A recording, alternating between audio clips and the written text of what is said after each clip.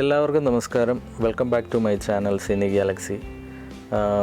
ഞാൻ ഇന്ന് ഈ വീഡിയോ ആയിട്ട് വന്നതിൻ്റെ ഉദ്ദേശം, ഞാൻ എൻ്റെ തിയേറ്റർ ചെറുതായിട്ടൊന്ന് അപ്ഗ്രേഡ് ചെയ്തു. അപ്പോൾ അതെന്താണ് ചെയ്തത്, എന്തിനാണ് ചെയ്തത്, അതൊക്കെ എനിക്കൊന്ന് ഷെയർ ചെയ്യണമെന്ന് തോന്നി. അതുകൊണ്ട് മാത്രം ചെയ്തൊരു വീഡിയോ ആണ്. തിയേറ്റർ വർക്കൊക്കെ നടക്കുന്നുണ്ട്, കുഴപ്പമില്ലാതെ പോകുന്നു. അപ്പോൾ ഞാൻ എൻ്റെ തിയേറ്ററിൽ എപ്സൻ്റെ 7100 പ്രൊജക്ടറാണ് യൂസ് ചെയ്യുന്നത്. ഞാൻ ബഡ്ജറ്റ് ലെവലിൽ പോയതുകൊണ്ട് ഞാൻ അതിൽ ഓക്കെ ആയിരുന്നു. ഞാൻ ഇപ്പോഴും ഓക്കെയാണ്. ഞാൻ ഒരുപാട് ആ പ്രൊജക്ടർ വെച്ചിട്ടുമുണ്ട്.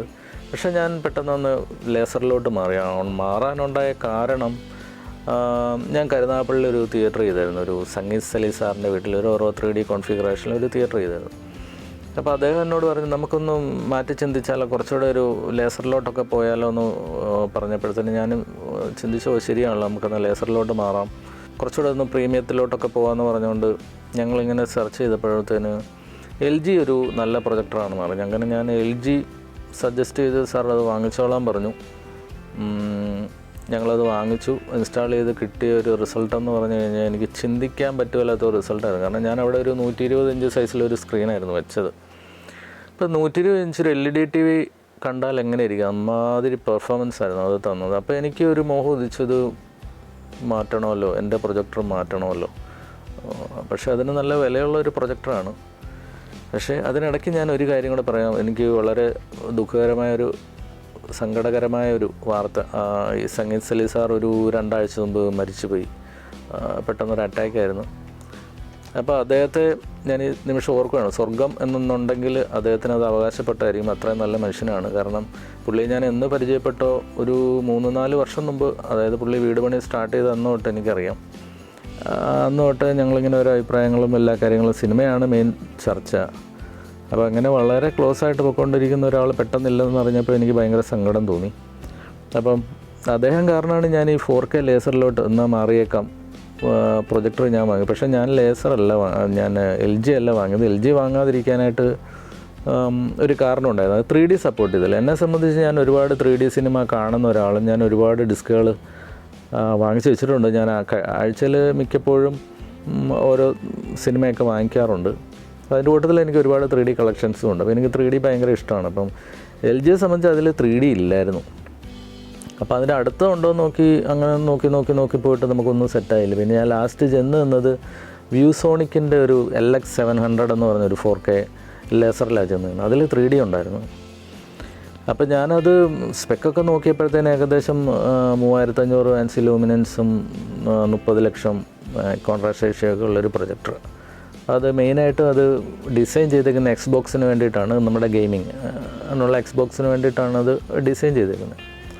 എന്തായാലും അത് വാങ്ങിച്ചു. ഇൻസ്റ്റാൾ ചെയ്തു. I am very happy. Projector ഞാനിപ്പോൾ കണ്ട സിനിമകളെല്ലാം വീണ്ടും കാണുന്നു.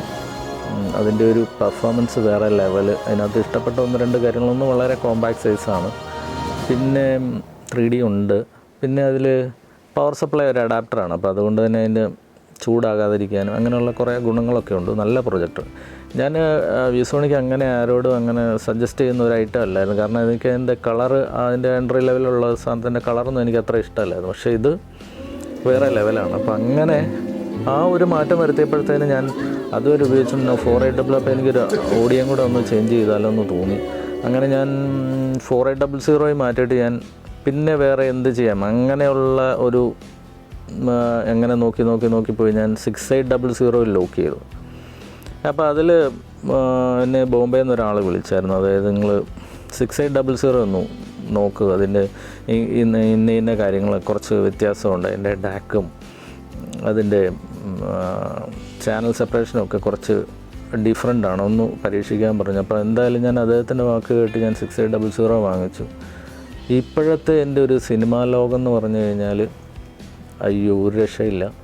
എൻ്റെ തിയേറ്ററിനെ ഞാൻ പുകഴ്ത്തി പറയുന്നതല്ല, ഒരിക്കലുമല്ല. കാരണം മറ്റൊരാൾക്ക് തിയേറ്ററിൽ ചെയ്ത് കൊടുക്കുന്നത് എൻ്റെ ജോലിയാണെങ്കിൽ ഞാൻ എൻ്റെ തിയേറ്ററിൽ അത് ഞാൻ ഉപയോഗിക്കുന്നു, അതുപോലെ ഞാൻ ഉപയോഗിക്കുകയും അതുപോലെ ആസ്വദിക്കുകയും ഒരു കണ്ടൻറ്റ് ബുക്ക് തന്നെ ഞാനിവിടെ റെഡിയാക്കി വെച്ചിട്ടുണ്ട്. അതായത് ഏത് സിനിമയുടെ ഏത് ഭാഗത്തായിരിക്കും അറ്റ്മോസ് അല്ലെങ്കിൽ ഐറ്റ് വർക്ക് ചെയ്യുന്ന, സറൗണ്ട് നല്ലതായിട്ട് വർക്ക് ചെയ്യുന്ന, അല്ലെങ്കിൽ ഒരു റൗണ്ടിലൊരു ഇമേജ് കിട്ടുന്ന, ഓഡിയോയുടെ റൗണ്ടിലൊരു ഇമേജ് കിട്ടുന്ന, അങ്ങനെ ഒരു വലിയൊരു കണ്ടൻറ്റ് ബുക്ക് തന്നെ ഞാൻ റെഡിയാക്കിയിട്ടുണ്ട്. അപ്പോൾ അങ്ങനെ ഭയങ്കരമായിട്ട് ആസ്വദിക്കുന്ന കൂട്ടത്തിൽ ആണ് ഞാൻ ഈ 6800 കൂടെ ചേഞ്ച് ചെയ്തത്. അപ്പോൾ എനിക്കിപ്പോഴത്തെ എൻ്റെ ഒരു സിനിമ അനുഭവം എന്ന് പറഞ്ഞാൽ വേറൊരു ലെവലാണ്. അതിൻ്റെ സ്പെക്കിനകത്ത് ഞാൻ ചെറിയൊരു മാറ്റം വരുത്തി. ഞാനിപ്പം ബെഡ് ലെയർ 7, ഹൈറ്റിൽ 6, പിന്നെ എൻ്റെ 4 സബ് വൂഫർ എന്ന് പറഞ്ഞാൽ ടോട്ടൽ ഞാൻ 10 കണക്ട് ചെയ്തു. ഞാൻ എൻ്റെ മുമ്പത്തെ വീഡിയോയിൽ പറഞ്ഞിട്ടുണ്ട്.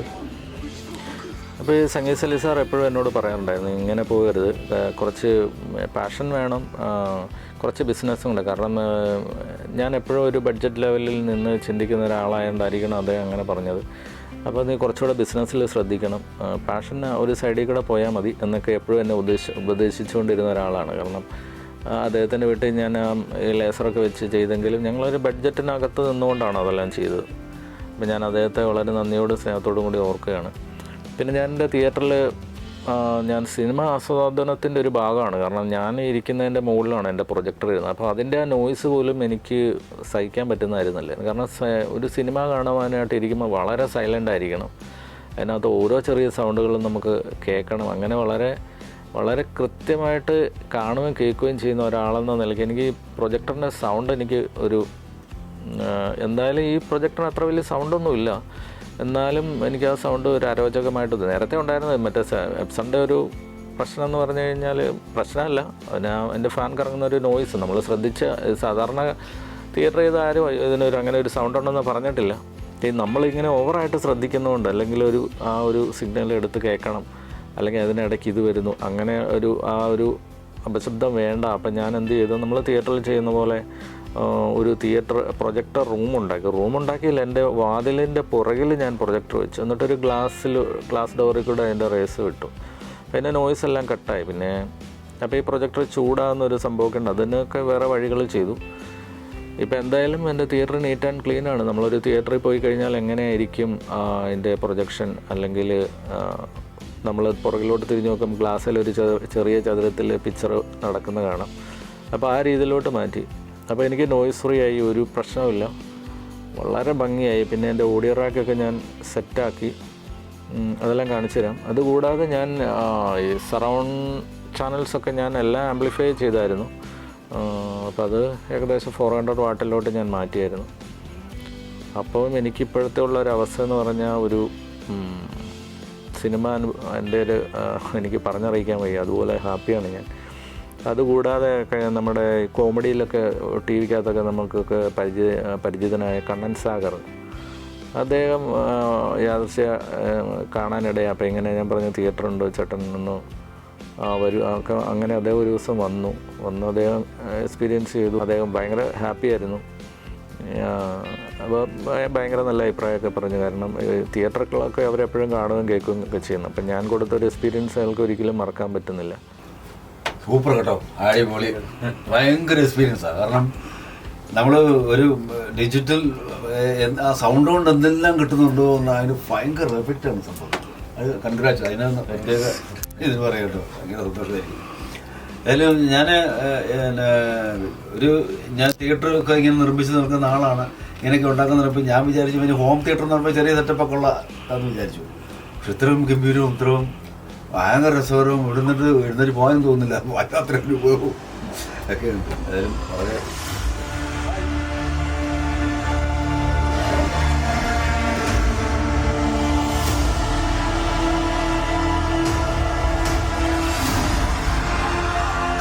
stop this on his own. He won't be alone.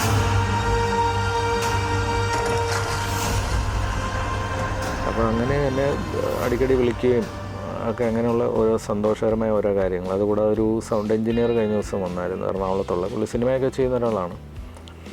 അപ്പോൾ അദ്ദേഹം വന്ന് ഇങ്ങനെ അറിഞ്ഞു കേട്ട് വന്നതാണ്. അപ്പോൾ ഒന്ന് കാണിക്കാമെന്ന് ഇപ്പോൾ ഞാൻ കാണിച്ചപ്പോൾ അദ്ദേഹം പറഞ്ഞു അമേസിങ്, ചാനൽ സെപ്പറേഷൻസൊക്കെ ഇങ്ങനെ ഇത്ര ഡീറ്റെയിൽ ആയിട്ട് കിട്ടുമെന്ന് നമ്മൾ കിട്ടിയിട്ടില്ല. കാരണം ഒരുപാട് തിയേറ്ററുകൾ കണ്ടിട്ടുണ്ട്, അതിൽ മൊത്തം ബഹളം അങ്ങനെയുള്ള സംഭവങ്ങളൊക്കെ ആയിരിക്കും. പുള്ളിയുടെ മെയിനായിട്ടുള്ളൊരു പ്രശ്നം, നിങ്ങൾ 10 സബ് വൂഫർ വെച്ചിട്ടില്ല, അപ്പോൾ അത് എങ്ങനെയായിരിക്കും അത് കേൾക്കുന്നത്. ഞാൻ പറഞ്ഞു സാർ വാ നോക്ക്, അങ്ങനെയൊക്കെ സംസാരിച്ചൊരു ദിവസം അദ്ദേഹം വന്നു, കഴിഞ്ഞ ദിവസം വന്നു, ഇന്നലെ വന്ന് ഞാൻ എൻ്റെ 10 സബ് വൂഫറിൻ്റെ പെർഫോമൻസ് ഞാൻ കാണിച്ചു കൊടുത്തു. എന്ന് പറഞ്ഞാൽ അദ്ദേഹം പറഞ്ഞത് ഒരു രക്ഷയില്ല എന്ന് പറഞ്ഞാൽ ഒരു വൈബ്രൻറ്റ് ഫീല്, ആ ഒരു എന്താ പറയുന്നത്, ഒരു നമ്മളിപ്പം ഒരു ഗാനമേളയ്ക്ക് കേൾക്കുന്ന ഒരു ബാസിൻ്റെ എഫക്റ്റ് അല്ലല്ലോ ഒരു തിയേറ്ററിൽ വരുമ്പോഴത്തേന്. അപ്പോൾ അതിൻ്റെ ആ ഒരു വൈബ്രൻറ്റ് ഫീല് വളരെ കൃത്യമായിട്ട് താങ്കൾ ചെയ്തിട്ടുണ്ട്. അപ്പം ഞാനതിന് കുറച്ച് വർക്കൊക്കെ ചെയ്താണ് ആ ഒരു ലെവലിലോട്ടാക്കിയത്. അതിനൊരു അഡീഷണൽ ക്രോസ്, ഒരു സബ് വൂഫറിനുള്ള ഒരു DSP കൺട്രോളും അങ്ങനെയുള്ള കുറേ കാര്യങ്ങൾ എൻ്റേതായിട്ടുള്ള രീതിയിൽ ഞാൻ ഇത്ര നാളത്തെ എൻ്റെ വഴികളിൽ കണ്ട ആ ഒരു എക്സ്പീരിയൻസ് വെച്ചിട്ട് ഏകദേശം 15 വർഷമായി ഇതിൻ്റെ പുറകെ നടക്കാൻ തുടങ്ങിയിട്ട്. ആ ഒരു എക്സ്പീരിയൻസിൻ്റെ ഭാഗമായിട്ട് എനിക്ക് കിട്ടിയ ചെറിയ അറിവുകളെല്ലാം വെച്ചിട്ട് ഞാനത് ട്യൂൺ ചെയ്തെടുത്താണ്. 10 സബ് വൂഫർ എന്നുള്ളതല്ല, ബേസ് നമുക്ക് കിട്ടുന്നത്, തിയേറ്ററിൽ കിട്ടുന്നത് ഈ സംഭവം തന്നെ. ഞാനത് 1-2 സബ് വൂഫറൊക്കെ ആയിട്ട് കഴിഞ്ഞൊരു തിയേറ്ററിൽ കഴിഞ്ഞൊരു വീഡിയോക്കകത്ത് ഞാൻ കാണിച്ചായിരുന്നു. അത് കസ്റ്റമർ ആവശ്യപ്പെടാതെ ഞാൻ ചെയ്ത് കഴിഞ്ഞപ്പോൾ അദ്ദേഹം ചോദിച്ചു, എന്നെക്കൊണ്ട് എന്തിനാണ് ഒരു ബ്രാൻഡഡ് സബ് വൂഫർ ഇത്രയും വില കൊടുത്ത് മേടിപ്പിച്ച് ഇതുപോലത്തെ ഒരെണ്ണം കൂടെ ചെയ്താൽ പോരെ എന്നോട് ചോദിച്ചു. ഞാൻ മറുപടിയൊന്നും പറഞ്ഞില്ല.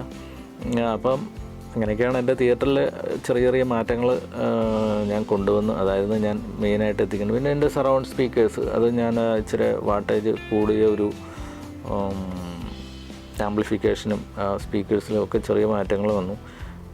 പിന്നെ എൻ്റെ സ്പീക്കർ പ്ലേസ്മെൻറ്റ് ഞാൻ വളരെ കൃത്യമായിട്ട് ഒരു സെൻറ്റിമീറ്റർ പോലും മാറാതെ വളരെ കൃത്യമായിട്ട് ചെയ്തിട്ടുണ്ട്. അതങ്ങനെ ചെയ്തിട്ടല്ലേ കാര്യമുള്ളൂ. അങ്ങനെ ചെയ്തെങ്കിലേ ഉള്ള ഇമേജ് മൂവ് ചെയ്യുന്നതും ചാനൽ ബേസ് ആണെങ്കിലും ഒബ്ജക്റ്റ് ബേസ് ആണെങ്കിലും എല്ലാം കൃത്യമായിട്ട് കിട്ടത്തുള്ളൂ. അപ്പം നമ്മുടെ തിയേറ്ററിൻ്റെ അകം കണ്ടു. ഞാൻ വെളിയിൽ എന്താ ചെയ്തേക്കുന്നതെന്നും കൂടെ ഒന്ന് കാണിച്ചാൽ കൊള്ളാമെന്ന് എനിക്ക് തോന്നി. എൻ്റെ പ്രൊജക്ടർ ഞാൻ വെച്ചേക്കുന്ന തിയേറ്ററിൻ്റെ വെളിയിൽ ആ ഡോറിൻ്റെ മുകളിലായിട്ടൊരു പാർട്ടീഷൻ പോലെയൊക്കെ ചെയ്ത് അത് ഭംഗിയാക്കി അതിൻ്റെ ഉള്ളിലാണ് വെച്ചേക്കുന്നത്. അതിൻ്റെ ഹീറ്റും എല്ലാം വെളിയിൽ പോകുന്ന രീതിയിൽ വളരെ സേഫായിട്ട് അത് അതിനകത്ത് ഇരുന്നോളും. അതിൻ്റെ ഫ്രണ്ടിൽ നമ്മളൊരു തിയേറ്ററിൻ്റെ പേരും അങ്ങനെയുള്ള കാര്യങ്ങളൊക്കെ സെറ്റ് ചെയ്തു. പിന്നെ അവിടെ നിന്ന് ഇങ്ങോട്ട് വരുമ്പോൾ എൻ്റെ ഓഡിയോ റാക്ക്, എൻ്റെ ഓഡിയോ സിസ്റ്റം കംപ്ലീറ്റ്, എൻ്റെ ആംപ്ലിഫയർ ഇങ്ങനെ ഓപ്പൺ ചെയ്യാം.